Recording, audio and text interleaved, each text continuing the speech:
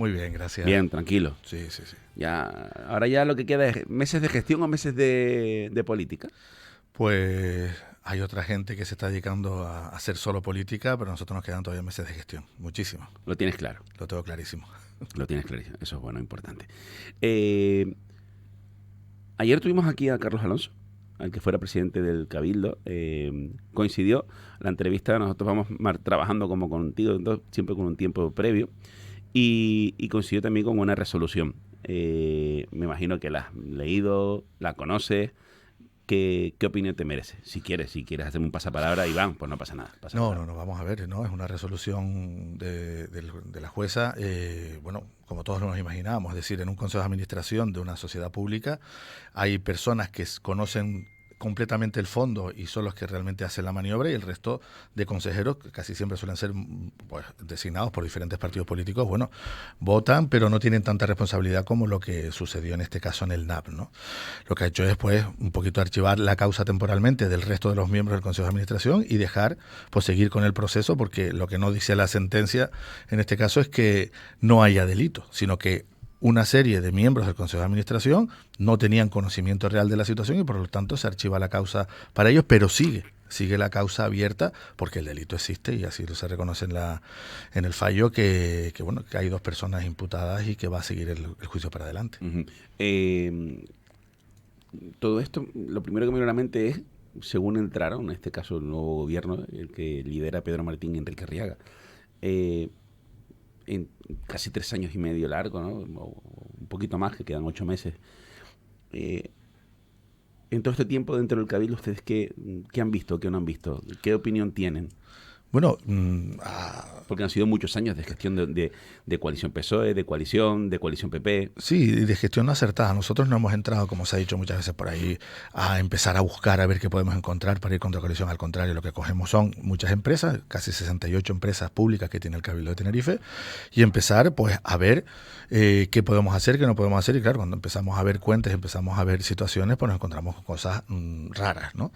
Hay algunas, como digo yo, que pueden ser éticamente reprobables, que no tienen nada, otras que pueden ser un poco más serias de gestión, pero es que hay algunas que te las encuentras delante y claro, no puedes ser cómplice y directamente mirar por otro lado y guardarlas, ¿no? Nos hemos encontrado, sobre todo en la parte que más problemas hemos tenido es en el ITER y en el Parque Científico. Todavía el Parque Científico, 3 años y medio después, seguimos intentando aprobar un plan de saneamiento para poder revertir esa sociedad, en la cual nos hemos encontrado algunos casos como la compra de los terrenos de Geneto o el caso NAP, que también está enlazado con el ITER, y luego hay otras muchas situaciones de hacer obras sin pedir la aportación económica, que ha llevado a prácticamente descapitalizar la sociedad, y ahí tenemos que estar constantemente pues poniendo diferentes opciones para conseguir que la intervención, sobre todo, porque sin el visto bueno del interventor no podemos sanear una sociedad, esto no es tan sencillo como meter dinero y ya está, pues intentar sanearla. O sea, al final con el Parque Científico y Tecnológico vamos a pegarnos 4 años para volver a poner la empresa en la casilla de salida, para que a partir de ese momento pueda volver a recuperar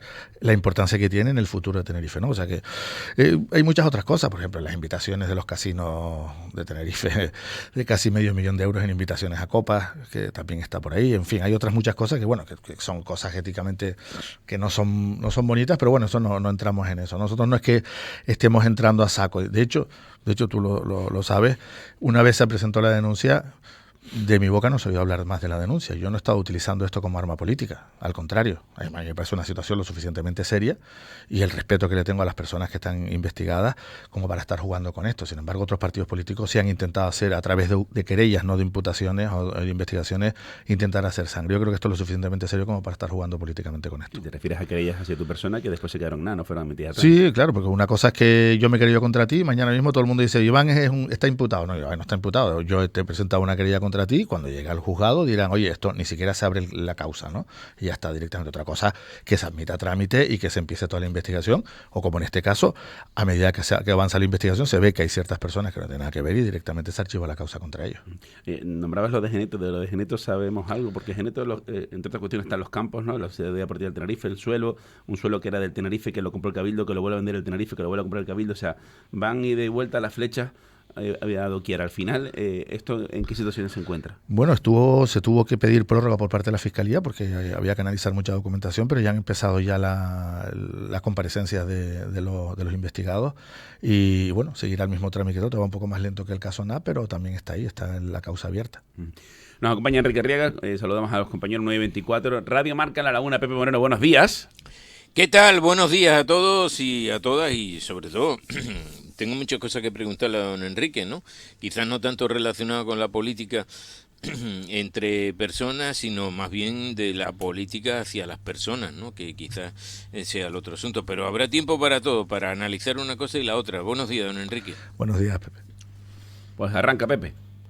Bueno, pues mire, yo es que, perdone que le tengo también algunas preguntas sobre esto que estaba hablando con Iván, pero quiero empezar por lo que le importa a la gente, lo del bono de transportes y demás, porque es que he leído y he oído, porque me ha llamado algún afectado en las últimas horas, gente de más de 65 años que pidieron el bono senior y que le han dicho que lo tenía que pedir en el Cabildo, que fueron al Cabildo, en el Cabildo incluso hasta le sacan la foto y tal, o sea, no tiene ninguna queja del tratamiento porque, bueno, los trataron muy bien y fueron un derroche de simpatía, pero claro, le informaron al final de que a lo mejor el bono tarda entre 15 días y 3 meses. Si tarda 3 meses, de luego no lo quieren para nada, porque esta medida, en principio, acaba el 31 de diciembre, entonces si lo van a recibir a mediados... Yo creí que esto era más rápido.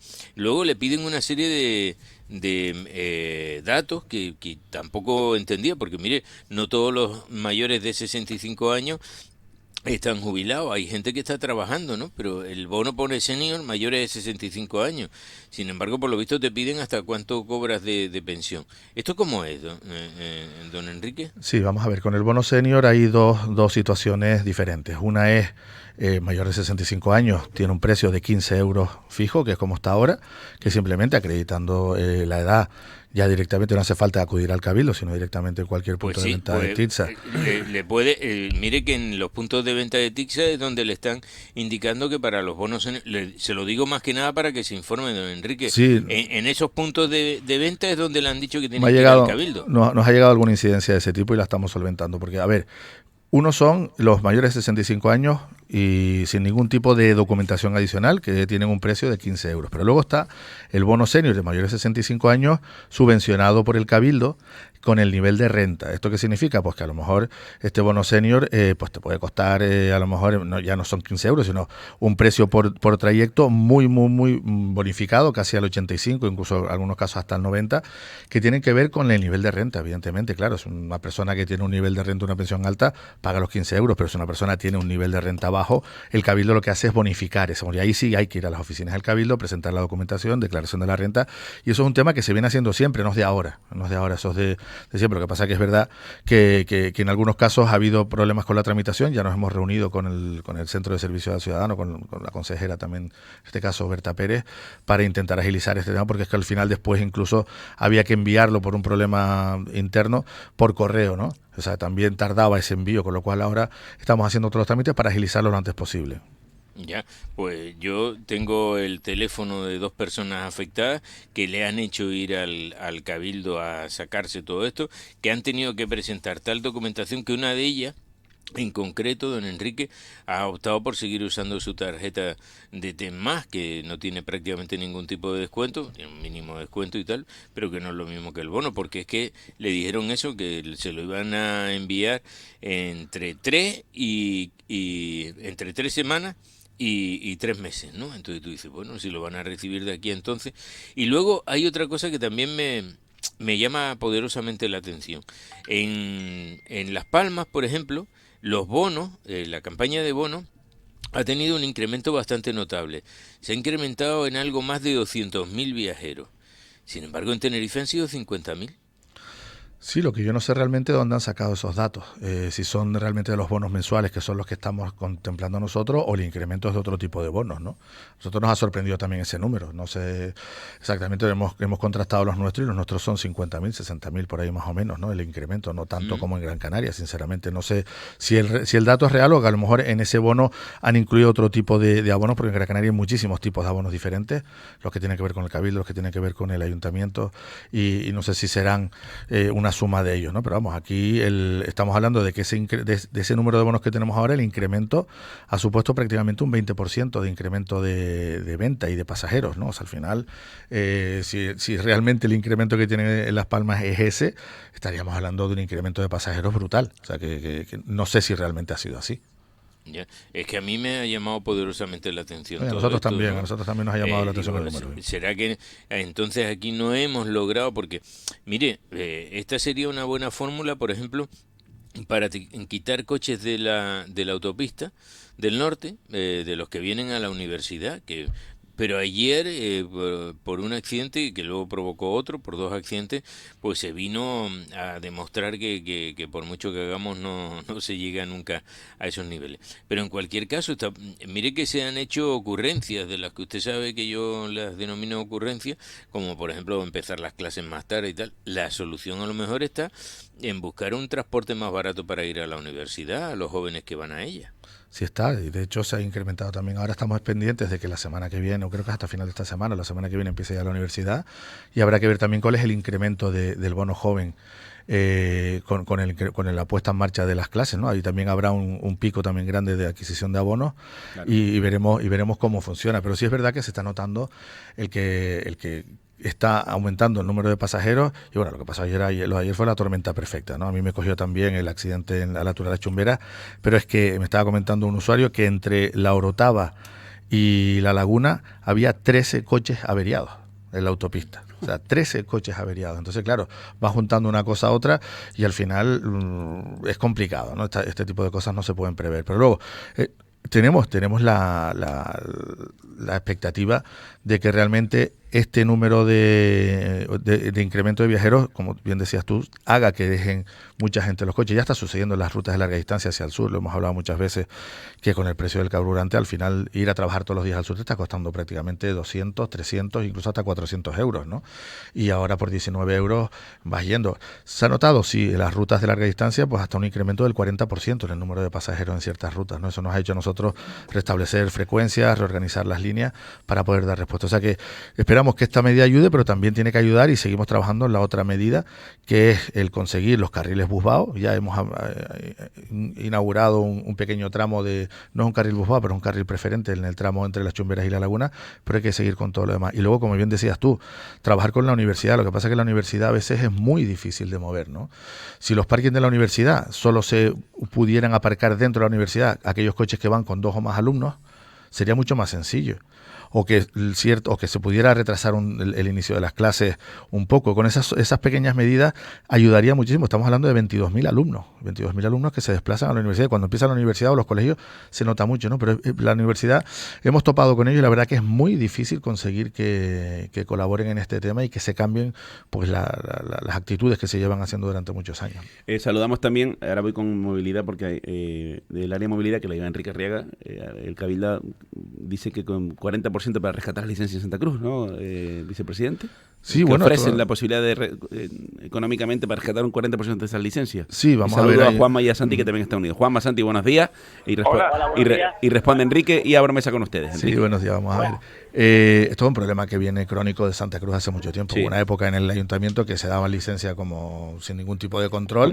Como churros, y es un problema que ha creado el ayuntamiento de Santa Cruz, que debe resolver el Ayuntamiento de Santa Cruz, y que recurren al Cabildo, que no tiene nada que ver en esto, pero que el Cabildo va a ser solidario con el Ayuntamiento de Santa Cruz para intentar ayudar a ese rescate de licencias, ¿no?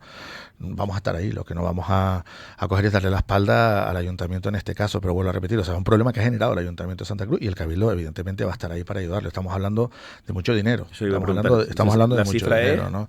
Bueno, el Ayuntamiento nos estaba pidiendo inicialmente 4 millones de euros para rescatar las licencias. Ahora vamos a ver, tendremos que sentarnos con ellos y con el sector del taxi de Santa Cruz para ver exactamente los números y en qué periodo de tiempo se puede hacer. Ya se hizo en el pasado, en un periodo también de tiempo largo, con mucha menos cantidad de dinero, pero está claro que al final el sector del taxi, si está sobredimensionado, no va a poder sobrevivir. Entonces, pues ahí estaremos para echar una mano. Juanma, Santi, Enrique Riega. Buenos días, señor Arriaga. Buenos días. A ver, aquí hay como dos variables. Una es el incremento en el número de o bonos subvencionados, que son un éxito. Se puede decir que la medida es un éxito, creo que sí. Y luego la otra cuestión es lo que usted estaba comentando, ¿no? Que es, digamos, la reducción del uso del vehículo privado, ¿no? Eso, ¿cuándo se podrá tener una referencia más o menos fiable de si esta medida, de que es un esfuerzo público, también redunda en mediante el menor uso del vehículo privado? Le doy un dato que salió en el periódico El Correo, que es que el gobierno vasco tiene una primera estimación y decía que el uso del vehículo privado en Euskadi había bajado un 10%, que es una cifra bastante significativa, ¿no? En las primeras semanas de aplicación, esto, primero, ¿quién lo mide? ¿Cómo se mide? ¿Y cuándo tendremos alguna conclusión de cuál está siendo el impacto en Tenerife de la subvención al transporte público? Bueno, los datos los estamos analizando porque date cuenta que durante el mes de septiembre hemos tenido 3 etapas diferentes, ¿no? Al principio, cuando se incorpora todo el mundo a trabajar el 1 de septiembre, a mitad de septiembre empiezan los colegios, se nota muchísimo y ahora empezará la universidad, con lo cual se va a notar mucho más, ¿no? Vamos a sumar todo eso. A final de mes tendremos esos datos y nosotros con las estaciones de aforo que tenemos en las autopistas y en las carreteras sabremos la diferencia y la variación de aumento o disminución.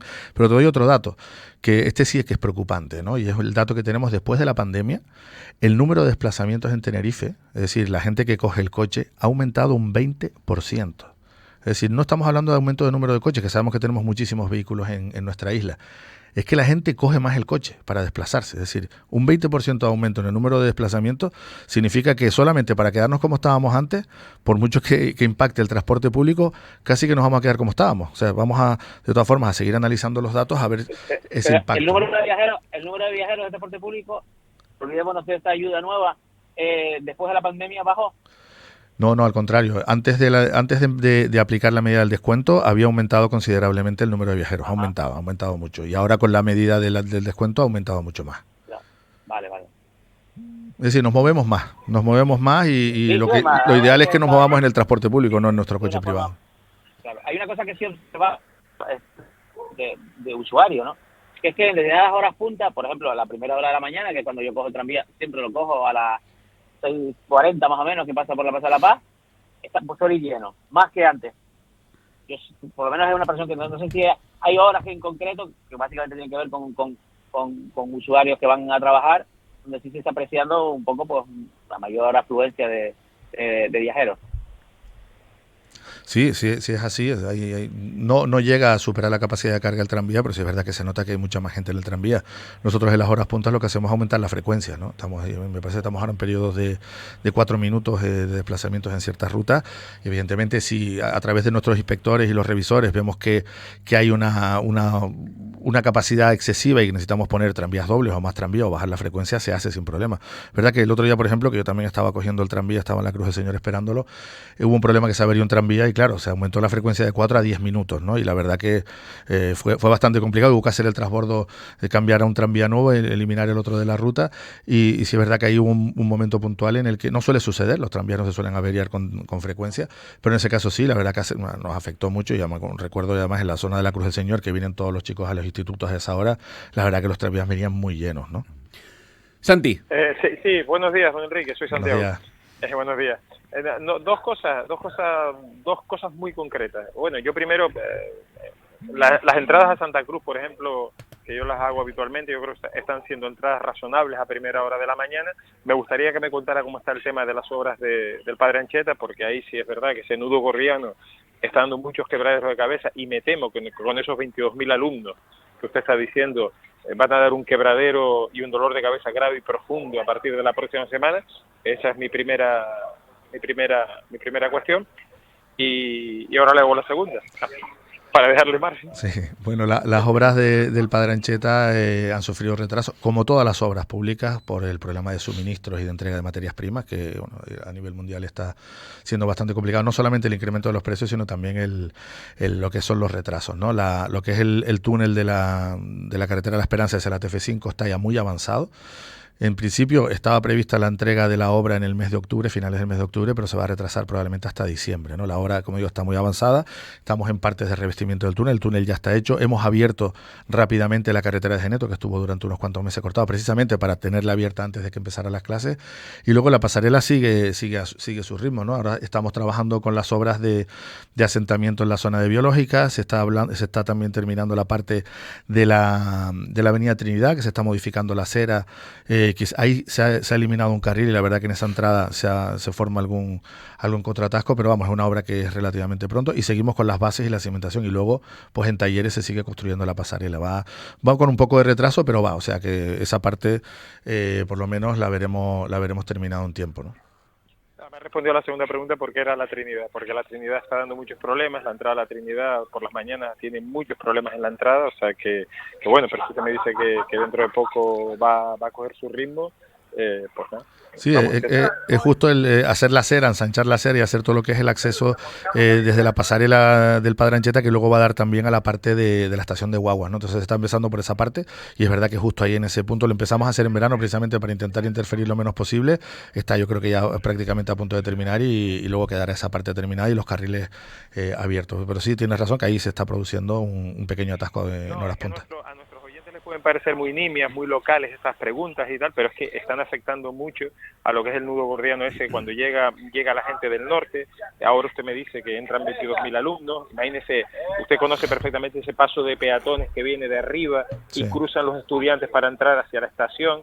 Eso es un tema terrible, o sea, un tema que no entorpece realmente, o sea, entorpece la circulación de la entrada a Santa Cruz también y la llegada del norte, es decir, ahí tienen ustedes un problema en resolver esa situación ahí. Sí, por lo pronto las obras están en marcha y avanzan a buen ritmo, esa es la buena noticia, ¿no? Esperemos que cuanto antes, por lo pronto, esa parte de la entrada a la Trinidad esté terminada y la pasarela podamos instalar cuanto antes y finalizar para así quitar todo ese tráfico de peatones que va a la universidad, a la parte biológica, a la parte del intercambiador, que pase al nivel superior de la pasarela y por fin darle solución a la rotonda del Padre Ancheta. Estamos en septiembre, pero agosto fue hasta el otro día, y leí unas noticias y me lo estuve empapando y me llamó la atención y me gustó el titular, pero no sé exactamente lo que, a lo mejor me puede explicar. ¿Qué es Tenerife en Marcha? Bueno, Tenerife en Marcha es un proceso de... No pasa nada, eso está ahí. A ver. Vale. El casco, no pasa nada. ¿Se rompió algo? No. Sí. Bueno, es un... yo te lo conecto. Es un proceso de escucha de la ciudadanía que vamos a poner en marcha ahora a partir del mes de octubre y lo que queremos realmente es no elaborar un programa electoral en función de lo que digan los políticos, lo que podamos pensar nosotros, sino llegar a la gente y hablar con muchísima gente, la máxima posible, diferentes sectores, diferentes colectivos, para saber realmente qué es lo que demanda la ciudadanía. Muchas veces la política no está tan cerca de la gente y queremos establecer ese proceso por toda la isla y hablar con la mayor cantidad de gente posible para saber realmente qué le preocupa, qué es lo que hay que modificar y en base a eso nosotros poder elaborar un programa electoral que sea realmente lo que quiere la gente, ¿no? Y lo que necesita. El nombre es bueno. Bueno, es lo que queríamos hacer, es decir, Tenerife lleva parada mucho tiempo, llevamos muchísimos retrasos en muchas cosas y bueno, tenemos que ponerla en marcha cuanto antes, ¿no? ¿Pero quién impulsa esta iniciativa? Bueno, la impulso yo, la impulsamos nosotros para intentar... ¿Nosotros te refieres al Cabildo, al partido, a título personal? No, en principio es el partido, vale.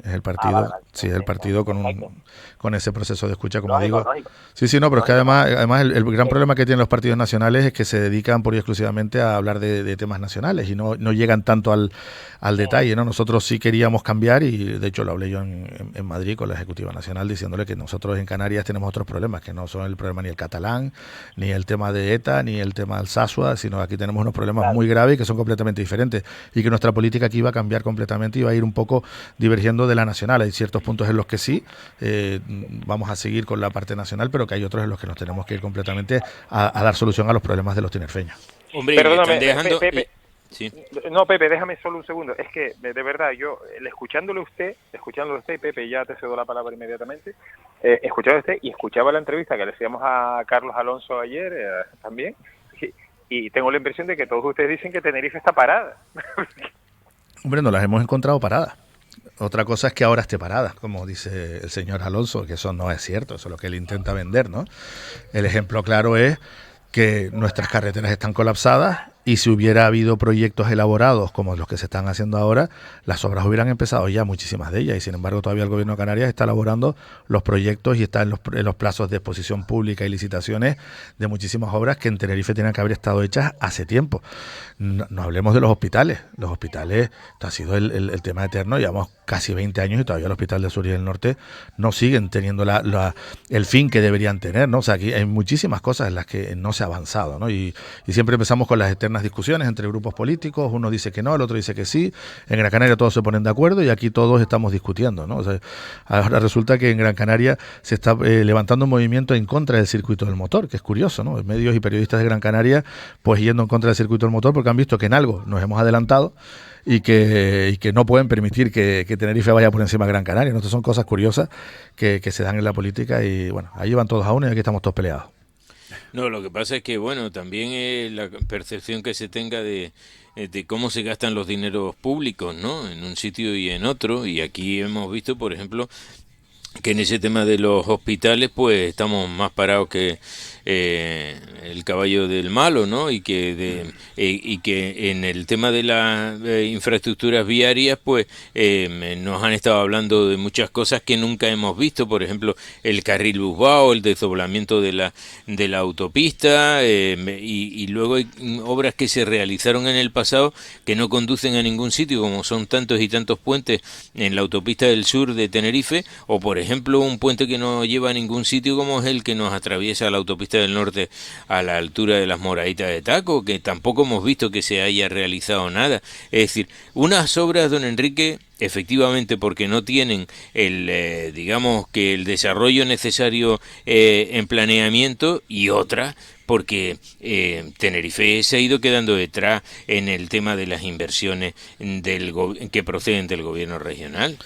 Si es así, bueno, tú has estado recientemente, creo que en La Palma, has visto la circunvalación de Santa Cruz de La Palma.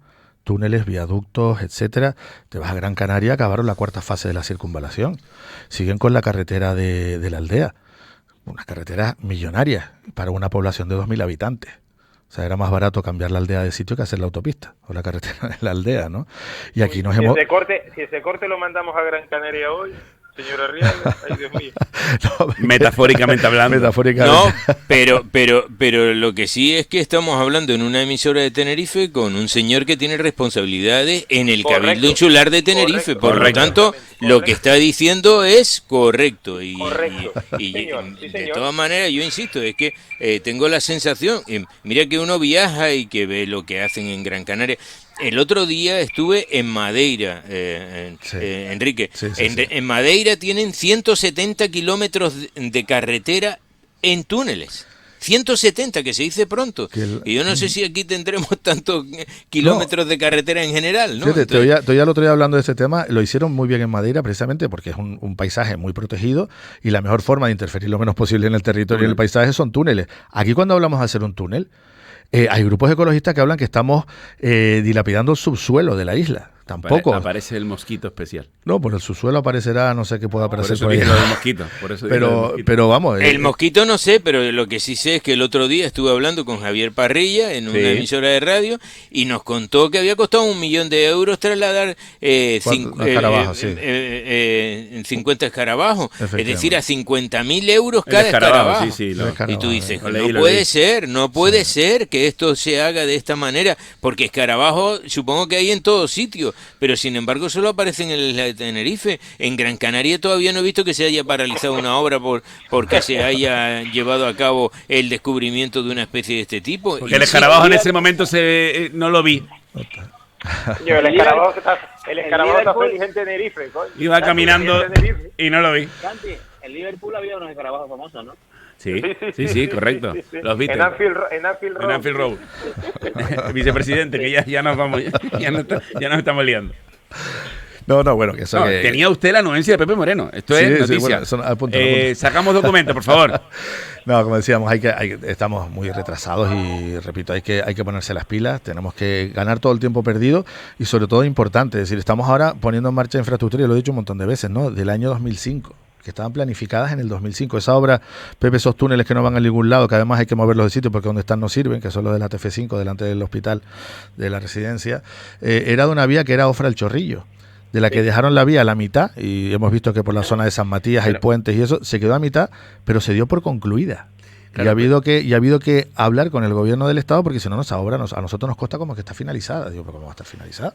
Aparte, tampoco coincide la carretera con el puente, o sea, está separada 5 metros a un lado, o sea que es una obra que ahora se va a retomar, pero que en su momento se dio por finalizada. Acaba de escribir alguna fotografía que creo que los cuatro ahora mismo jugamos a Pepe Santi, según lo acaba de decir Enrique Herrera, lo hemos visto, y lo más importante, el oyente ahora mismo que va en el coche, está en casa o en la oficina, ha pensado lo mismo que todos nosotros. Es decir, por ejemplo, acaba de escribir una fotografía que es real, y muchas veces le voy a contar, usted va a ser de psicólogo conmigo, me va a ayudar. Cuando paso con el coche por ahí, yo digo, no entiendo un carajo esto. Yo pregunto, ¿por qué se dan estos planeamientos o por qué estas obras acaban así? Es decir, los que las dibujan, en el momento en el que están sobre el terreno, ¿en qué piensan? Pregunto. En muchas de ellas se piensa en el futuro, en posibles ampliaciones, como por ejemplo cuando se han hecho ciertos puentes, pongo un ejemplo del puente de San Isidro, ¿no? Sí. Está preparado para la incorporación ya del tercer carril, ya que se pone el puente, pues lo hacemos más grande para que luego no haya que derribar el puente y hacer otro nuevo, ¿no? Y en otros sitios se ha puesto pensando en enlaces o futuras urbanizaciones, pero es verdad que en algunos de ellos se han puesto y luego ha evolucionado la normativa y ya no cumplen normativa. Por ejemplo, el que tenemos en el polígono de Weimar, que tenemos un puente allí que no da a ningún lado, ese puente ahí mismo no se puede rehabilitar porque no cumple la distancia entre enlaces con el enlace siguiente de Arafo, con lo cual habría que rodar el puente. O sea, donde está ahora mismo no sirve, hay que rodarlo, ¿no? Y de hecho se está trabajando con el gobierno de Canarias para poderle dar otra entrada al polígono de Weimar, porque se ha montado un jaleo impresionante que no tiene que ver con la planificación nuestra, sino tiene que ver, bueno, con las licencias que se dan a las grandes superficies, que justo metiéndole 2 metros cuadrados menos de superficie de venta no tienen que pasar por el gobierno de Canarias ni por la elaboración de un plan de movilidad, sino directamente una licencia municipal, y eso es lo que ha sucedido en las 4 grandes superficies que hay allí. ¿Qué sucede? Que al no haberse hecho plan de movilidad y meter 4 grandes supermercados, el cacao que se monta en la rotonda de entrada al polígono de Weimar es impresionante, con lo cual hay que buscar otro acceso para el polígono de Weimar para intentar solucionar eso. Pero sí es verdad que hay muchas obras que se planificaron pensando en el futuro, pero mal planificadas, ¿no? Y al final nos encontramos con esos monumentos pues no sé, a la desidia o al desastre, sí. No, a veces hay decisiones de planificación que luego no se cumplen, pero se ejecutan infraestructuras pensando en esa planificación que luego se modificada. Hay un ejemplo muy claro en Tejina, hay una calle en Tejina que acaba del barranco que no va a ninguna parte, y era porque allí estaba previsto el cementerio de Tejina, el nuevo cementerio de Tejina. Tejina tiene un problema que el cementerio de que está ya, bueno, pues saturado, ¿no? Y hay un problema real ahí en el valle, y al final se hizo la carretera, el cementerio nunca se hizo ni se hará, y la carretera quedó ahí, pues realmente una carretera en ninguna parte. Pero no comprendo eso, Juan.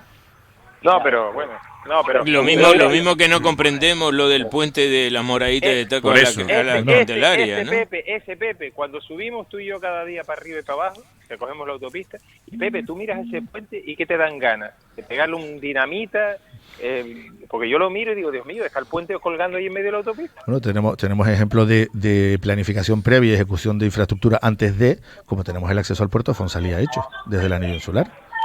¿Qué pasa? Que ese acceso a Fonsalía ha venido bien también para desahogar a la zona, pero el acceso del puerto de Fonsalía estaba hecho hace muchos años. Sí. Pero igual el puerto nunca se hace, claro. Sí. Claro, pero ese puerto no se hace porque, entre otras cosas, yo creo que fue más la especulación de algunos que la realidad de otros. Ten en cuenta que lo que más se vende en ese puerto, en cualquier puerto de cualquier lugar del mundo, por muy pequeño o muy grande que sea, tenemos una cofradía de pescadores. Y lo que se vende en el mejor bar del lugar es pescado. Pues en el puerto de Fonsalía, el mejor bar y el que más vende pollos asados. Eso indica indica el nivel en el que están comprometidos con el mar. Entonces, oye, vamos a ser serios y digamos las cosas, porque nos vendían la moto de un puerto que estaba ya casi hecho y resulta que no estaba nada hecho, que lo que estábamos viendo era una infografía, no había nada detrás de todo eso. Esa es la historia que aquí nos conformamos, que algunas veces estamos hablando de cuestiones que parece que nos va la vida en ello y que nunca se hacen, pero nos entretienen mientras tanto. Hemos hablado cantidad de tiempo del carril Bilbao, hemos hablado cantidad de tiempo de cómo desdoblar la carretera, hasta del tren del sur, pero sin embargo seguimos teniendo los mismos problemas todos los días y la gente que nos escucha desde un atasco igual que todos los días. Sí, hay proyectos que marchan y otros proyectos que se dejan en el olvido. El Puerto Fonsalía al final caducó la declaración de impacto por inacción. Usted se ha percatado, y con esto no quiero incidir otra vez en el mismo rollo, ¿no? Pero usted se ha percatado que en la única isla donde caducan los informes medioambientales, de impacto medioambiental, es en Tenerife, ¿verdad? Sí, porque los proyectos se dejan y se eternizan y al final no salen para adelante. Por eso repito que lo que tenemos que hacer es coger todas esas infraestructuras que llevan mucho tiempo sin hacerse y tirar para adelante. Y sobre todo, no solamente eso, sino ya pensar en la planificación del futuro. Es decir, estamos ahora haciendo infraestructuras para lo que tenemos ahora, pero ¿y qué va a pasar dentro de 20 años? ¿Qué movilidad vamos a tener en la isla? ¿Qué capacidad de aumento de población vamos a tener? Que es otro de los debates que se está poniendo ahora sobre la mesa. Nosotros ya hemos encargado ese plan de movilidad sostenible para los próximos 20 años, precisamente para adelantarnos y que no nos vuelva a pasar lo que ha pasado ahora, que nuestra isla colapse, ¿no? Sino empezar a hacer infraestructuras ya de cara a cómo va a ser todo, no solo infraestructura, sino también transporte público y otra serie de instalaciones para que dentro de 20 años no nos vuelva a pasar lo mismo que nos ha pasado ahora. Vicepresidente, ¿Dónde estaremos dentro de 20 años? Cuando encaran un plan de movilidad, pregunta porque acabo de escucharle y dice, bueno, encargamos un plan de movilidad, es decir, es una consultoría para que más o menos tener una idea de dentro de 20 años cómo va a estar la cosa. Yo pregunto, ¿en qué se basa? Es decir, suena bastante pueril, pero como ciudadano yo digo, bueno, hay que gestionar a largo plazo, las cosas nunca pueden ser a corto, algo tiene que ser muy rápido, pero las cosas a corto plazo no son buenas porque no te dan, ¿no? Pero si se trabaja a largo plazo, 20 años puede ser un medio plazo, sobre movilidad, por ejemplo, ¿en qué se basan para saber si la circunvalación X va a ser importante o no, si habrá que meter 4 túneles? ¿De qué forma y manera? Porque claro, al fin y al cabo el ciudadano recibe toda esa información y de repente un día ve que se está haciendo una obra en un sitio o en otro, pero no cuadra, no casa. O que te dicen, no, ahora te tienes que desviar por tal sitio, porque estamos haciendo obras en este sitio. ¿En qué? Bueno, se basa en un diagnóstico de la situación que tenemos ahora, es decir, cuál es el problema de población que tenemos, cómo se mueve la gente y luego, como bien decías tú, de aquí a 20 años, ¿dónde va a crecer más la población en la isla? Eso es muy fácil, se puede ver en los diferentes planes de ordenación donde hay capacidad de crecer en construcción, en vivienda y cómo se va a mover. En los núcleos que ya están consolidados y que no tienen capacidad de ampliación, ahí no va a aumentar la población, va a aumentar en otros sitios, ¿no? Y también, viendo un poco las cifras que tenemos de incremento anual de habitantes, pues también ver cómo va a evolucionar esa curva de aquí a los próximos 20 años. Y luego, como dices tú, las infraestructuras no se miran solas, se mira dónde están los problemas actuales de tráfico, poniendo cada una de esas infraestructuras que están ahora en marcha, cómo cambia la movilidad, cuántos vehículos van a cada uno de los lados, y luego, pues, ver qué instalaciones futuras o dónde se van a provocar esos puntos negros en un futuro para poder actuar en ese punto concreto. Por ejemplo, para que te hagas una idea, con el tema de la pasarela del Padre Ancheta o la rotonda del Padre Ancheta. Hay modelos de movilidad en lo que hemos jugado, bueno, nosotros no, los técnicos, de poner un semáforo, de poner el paso de peatones, de poner la pasarela, de poner el soterramiento de la carretera de la Esperanza, y todo eso en un modelo matemático que hay, informático, te dice si hay problemas o no hay problemas. Con estas pequeñas obras que iban ahora o que se están ahora poniendo en marcha, por un ejemplo, lo que antes tardaba 8 minutos en la cola para entrar desde el norte hacia la rotonda del Padre Ancheta, hacia la laguna, pues con las nuevas obras cuando estén en marcha se va a tardar menos de 30 segundos. Esos son simulaciones que se hacen y con la movilidad en global en toda la isla lo mismo. Es decir, ¿cómo afecta el cierre de la insular por Santiago del Teide al tráfico en Tacoronte? Pues afecta. Cuando se ponga en marcha esa vía, desde Tacoronte es más corto ir al sur por Santiago del Teide que como se va ahora por el área metropolitana, con lo cual habrá un número de vehículos determinado que ya no vaya por la zona de los Rodillos y el Padre Ancheta, sino se vaya por el otro lado. ¿Cómo afecta la circunvalación de la laguna? Pues también se simula y se va viendo, y todo eso nos permite ver en un futuro cómo va a ir creciendo la población, qué infraestructuras tenemos y cuáles son las necesarias. O sea, que su pronóstico es que si yo vivo en La Victoria, por ejemplo, y quiero ir al sur, sí. ¿para dónde tiro? Pues cuando esté cuando esté finalizados los túneles de Erjo, por Erjo, directamente. De hecho, se está incrementando la venta de viviendas en zonas como el Tanque o Santiago del Teide, porque la vivienda sabemos que en el sur, en las zonas turísticas, es bastante cara, y ahora mismo desde el Tanque, con la autopista y con los túneles, pues nos podemos poner a lo mejor en 20 minutos, nos podemos poner ya en Playa de las Américas. Es mucho más corto que por el otro lado y además es muy rápido, ¿no? Entonces, como digo, ya desde Tacoronte, los cálculos que están hechos es que desde Tacoronte hacia toda la zona norte y llegando hasta Tacoronte, es más corto en tiempo ir por Santiago del Teide. Pero eso, don Enrique, lo hará con su coche porque guaguas no hay. Bueno, cuando cambian y se meten autopistas nuevas, se ponen nuevas rutas y se va ajustando. Ahora mismo que hay muchas quejas también de la gente porque ha cambiado la movilidad completamente. Después de la pandemia es curioso, pero ha cambiado la movilidad, ¿no? Y nosotros tenemos que ajustarnos poco a poco. Cambiamos las guaguas en el Valle de Güímar, que al principio fue muy polémico y muy criticado, y resulta que hemos aumentado un 25% los usuarios en el Valle de Güímar. Ahora vamos a presentar en octubre la remodelación de las rutas en el sur, poniendo líneas directas donde hay demanda y evitando que tenga que hacer transbordos, pero bueno, hay otras en las que sí habrá que hacer transbordos. Tenemos que, con los pocos medios que tenemos ahora mismo, tenemos que ajustarnos a la nueva demanda del transporte público. Y como digo, si se pone evidentemente, cuando se ponga ese cierre del anillo insular, habrá una ruta que, por ejemplo, a lo mejor salga del puerto de la Cruz y vaya a la Playa de las Américas, no por Santa Cruz como va ahora, sino por el otro lado. Uh-huh. Esperemos que eso no tarde tanto. Mire, antes de irse, porque veo que son las 9:59, ¿no? Falta un minuto para las 10.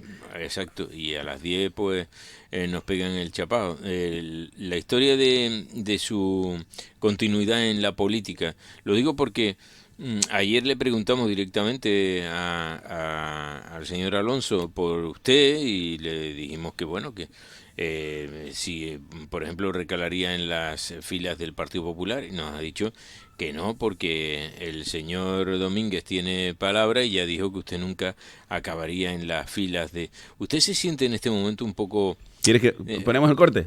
A ver. Así lo escuchan. Dale al play.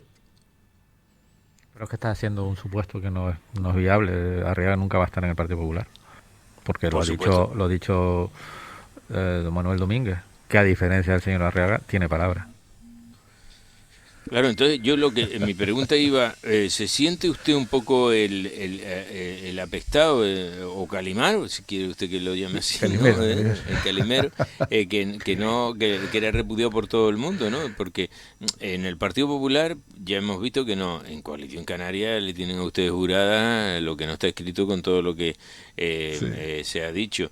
En el Partido Socialista parece que tampoco lo quieren, ¿no? Nada que decir, no lo veo yo a usted abrazando las tesis de Podemos, ¿no? Pero Pepe, partimos de una premisa que yo creo que es que tira por tierra todo lo demás. Yo no estoy tocando la puerta de ningún partido. No, yo lo pretendo. Sí, y lo he dicho por activo. Evidentemente todo el análisis que estás haciendo es claro, es decir, ni uno, ni otro, ni el otro, me quieran o no me quieran, es que ni siquiera he ido a tocar porque no voy a cambiar de mi forma de pensar. Tú sabes, me conoce que soy bastante testarudo en mis premisas, o sea, yo voy a seguir en Ciudadanos y si no salgo en Ciudadanos y no conseguimos ilusionar a la gente, me iré directamente, volveré a mi puesto en el Cabildo y a desempeñar mi tarea. Yo no vivo de la política, yo no voy a estar ahora mendigando por una puerta y por otra a ver si me aceptan. Y que si, oye, por favor, déjame ponerme aquí porque quiero vivir de la política, como han hecho muchísimos de los compañeros de Ciudadanos que se han ido, que en el 2019 decían que había que ir a contra Coalición Canaria a muerte y ahora prácticamente todos han recalado en Coalición Canaria, ¿no? O sea que Groucho Mar, tengo unos principios, pero si no me va bien tengo otros, ¿no? Entonces, no, yo eso... No se lo digo porque usted le haya tocado en la puerta a nadie, don Enrique. No, ¿no? Luego la actitud, a ver, como dices tú, la inquina infantil, y lo voy a decir así de claro, de Coalición Canaria por la moción de censura, es algo que deberían de hacérselo mirar en algún psicólogo, porque vamos a ver, el juego de la política está claro, si los números dan, tú puedes presentar una moción de censura. Lo que pasa es que Coalición Canaria se pensaba que el Cabildo era suyo y de hecho se fue y no lo ha asumido. Yo tendría que tener entonces la misma inquina que tiene Carlos Alonso conmigo, con José Manuel Bermúdez, por habernos hecho una moción de censura a Ciudadanos, peor, con una concejal de Ciudadanos.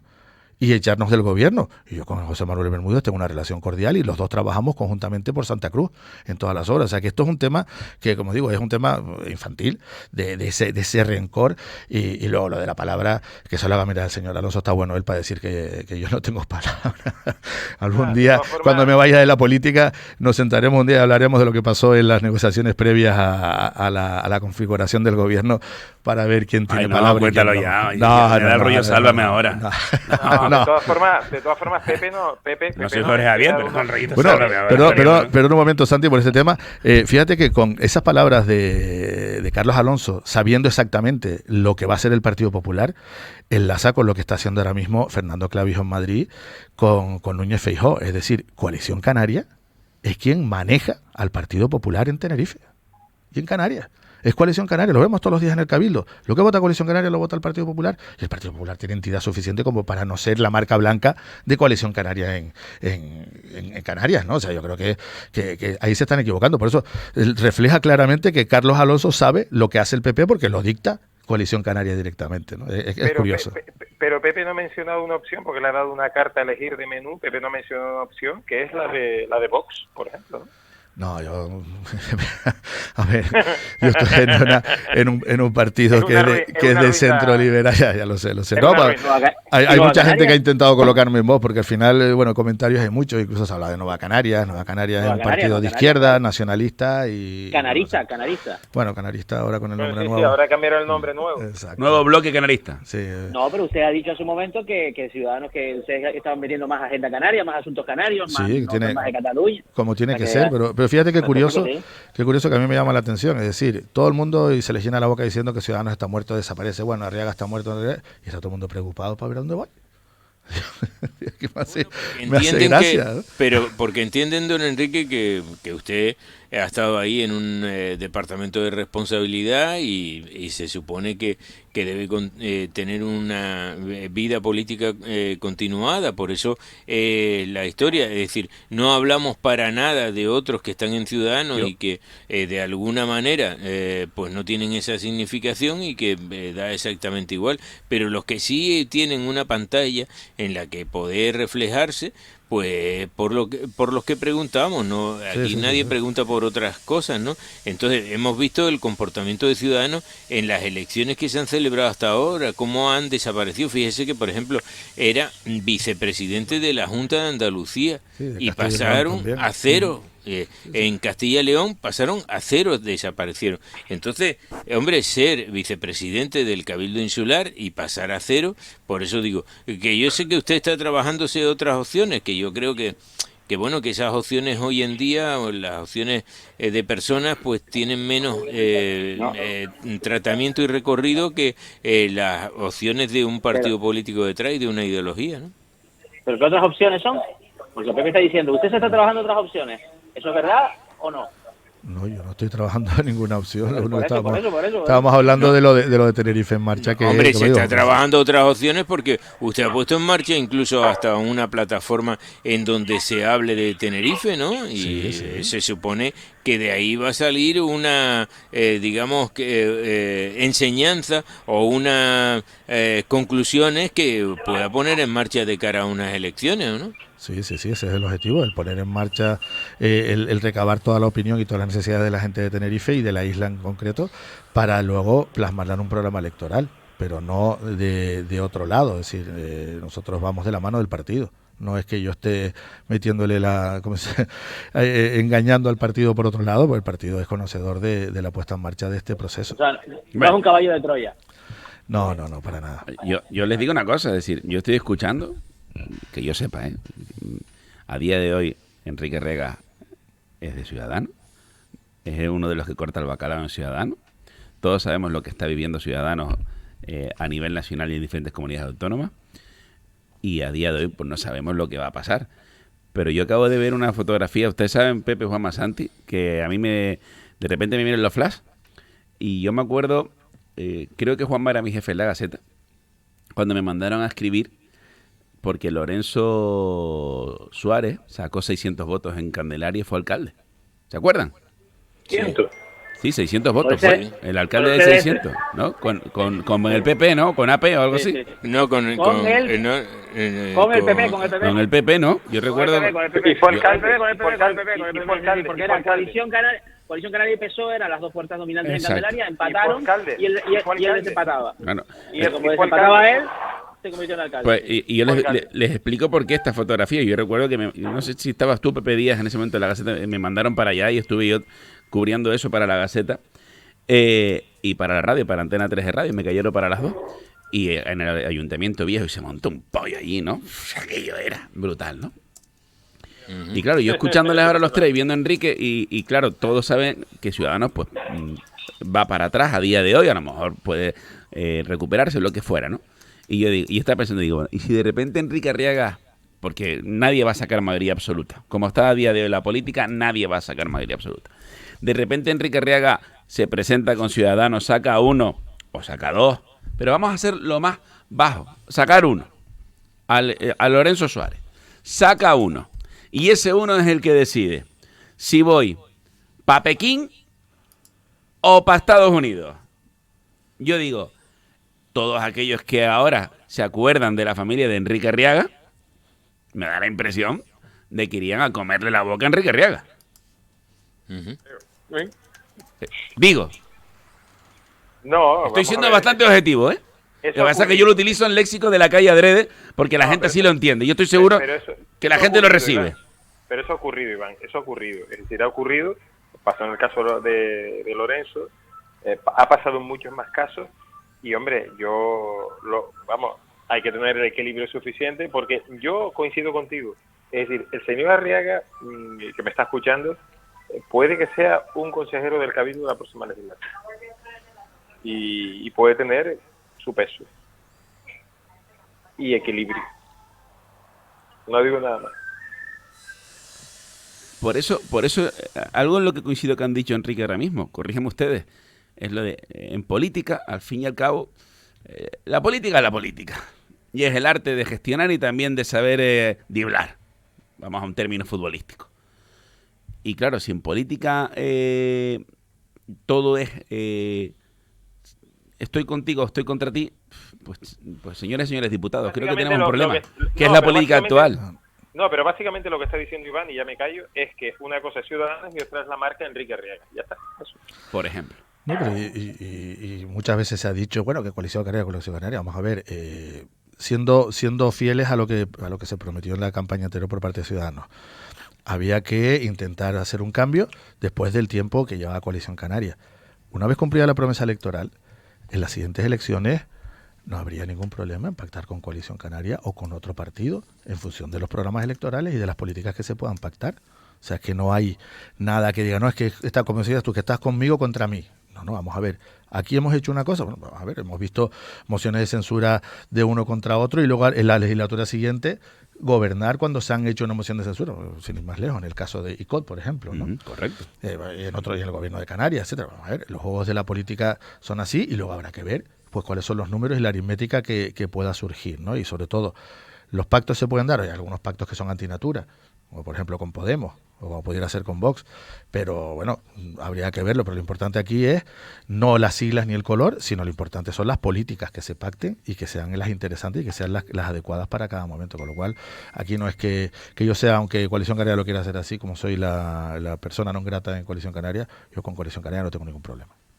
Igual que digo esto, Pepe, Juan Masanti, Enrique, igual que creo que se debe erradicar un mensaje que hay. Por ejemplo, a mí me cuentan, dentro de la agrupación, el lunes estará aquí Patricia Hernández, ¿no? Dentro del PSOE en Santa Cruz, está dividido. Va a ser la candidata, pero está dividido, porque entienden en el PSOE en Santa Cruz que no van a gobernar en Santa Cruz porque no van a pactar ni colocados con Piojo Bermúdez Patricia. Y entienden, bajo las encuestas que tienen, que Santa Cruz Bermúdez sube uno, que Patricia se queda como está y que se va a repetir el pacto actual. Y que claro, que con la relación personal que hay, que es cero, al cociente cero, pues olvídate de poder cogobernar en Santa Cruz. Es decir, lo que la política actual ha generado en los últimos años, corríjanme ustedes que saben más que yo, es lo siguiente. filias y fobias. Y al final en política filias y fobias eso no puede ser, no son sanas. No puede ser, Iván, no puede ser que las personas hagan que los partidos no puedan llegar a acuerdos por enfrentamientos personales. Al final es que quien está siendo perjudicado es el ciudadano y el votante. Es decir, si yo lo voto a uno y resulta que no se puede ver con el otro, me estás limitando las opciones de poder llegar a acuerdos importantes para la ciudad. Y lo mismo, ¿por qué tenemos todos metidos en la cabeza que no puede haber un pacto PP-PSOE? A nivel nacional, por ejemplo.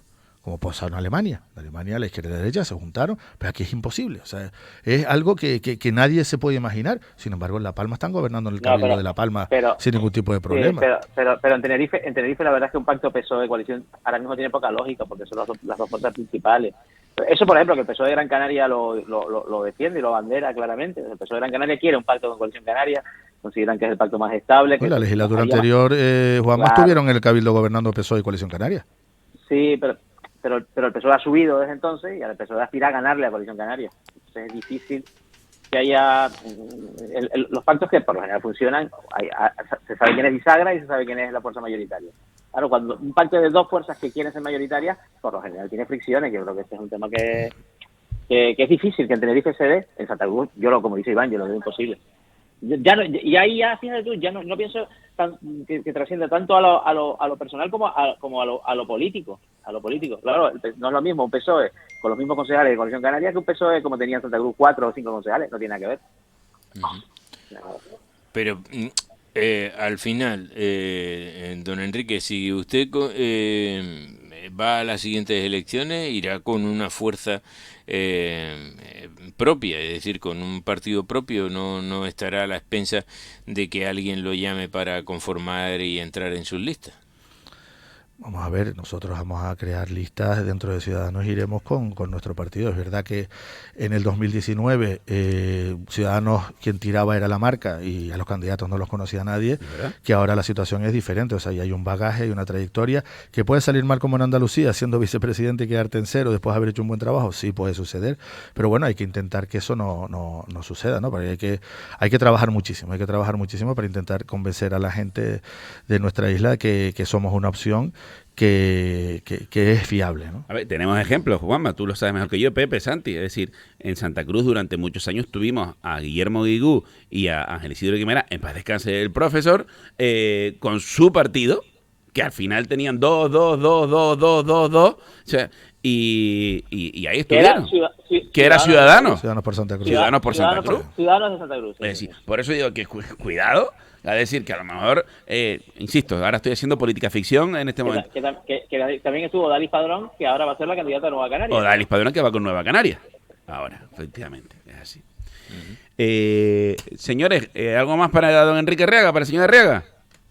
No, pero estoy mirando, lo único que, por poner las cosas en su sitio, Lorenzo Suárez fue elegido alcalde en 1995 y según la Wikipedia, que es el único sitio donde lo he podido encontrar, ya se presentó en las siglas de Coalición Canaria. Antes había sido... fue por el PP.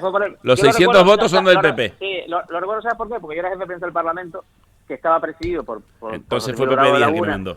Claro, que era presidente del PP de Canarias y se reunía con Lorenzo Suárez cada 2 por 3. Claro que yo. Lorenzo Suárez es marino de profesión. Capitán de Marina Mercante, del Jet trabajó y trabajó con mi padre. Vale, pero que yo me estoy refiriendo a lo que pone la Wikipedia. Da mal la Wikipedia. Pues hay que corregirlo.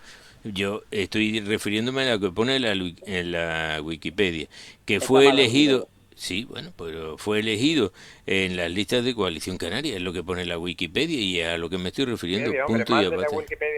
Hay que decir la Wikipedia. Hay que decir que los que le precedieron en el uso del poder en Candelaria, que fue el señor López, José Antonio López y antes don Antonio Hernández, lo ponen como agrupación tinerfeña independiente. Claro, pero en el caso el líder de Coalición Canaria en Candelaria entonces era Rodolfo.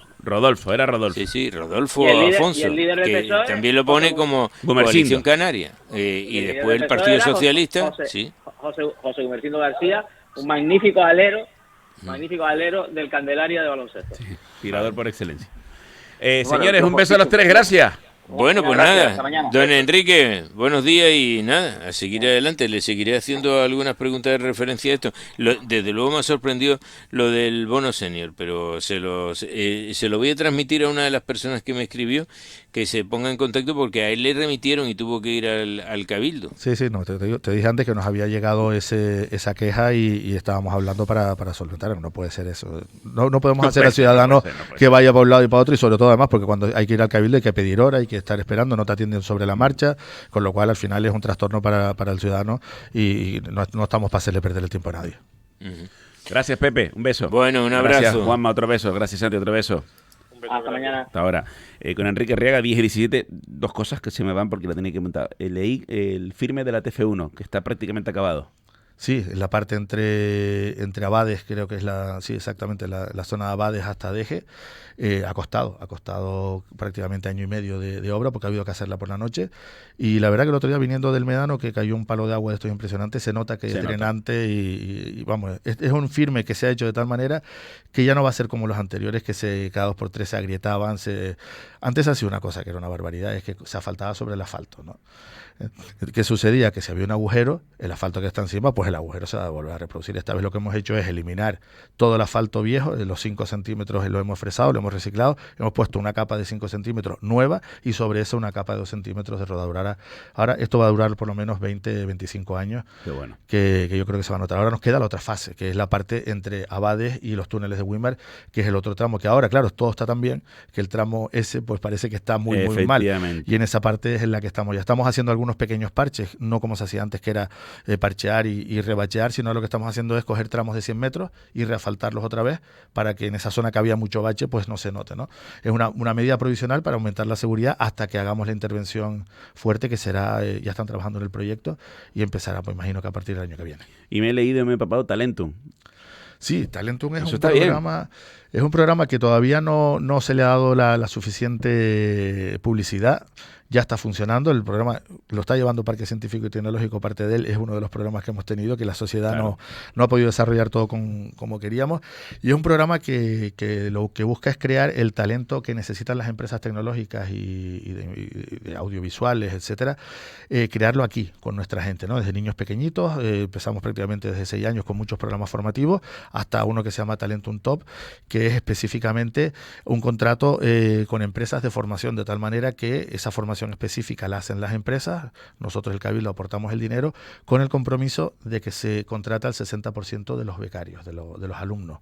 Eso ha funcionado muy bien en el pasado. Tenemos en las últimas tandas que se hicieron, no se llamaba Talento, tenía otro nombre, se llegó a contratar el 98% de la gente, con lo cual son trabajos de calidad, son trabajos importantes y una de las funciones que estamos haciendo en innovación es atracción de empresas deslocalizadas, de tecnológicas, innovadoras, de creación de videojuegos, de animación 3D, pero lo que queremos es que vengan las empresas, pero que tengan aquí disponible al personal, que no tengan que traerlo de fuera. Eso es lo que estamos haciendo y va a empezar a dar a fruto. Ya está dando frutos en algunas de las acciones concretas, pero como digo, ahora empezará a explotar cuando el Parque Científico pierda esas esposas que lo tienen amarrado y pueda desarrollarlo con toda su plenitud.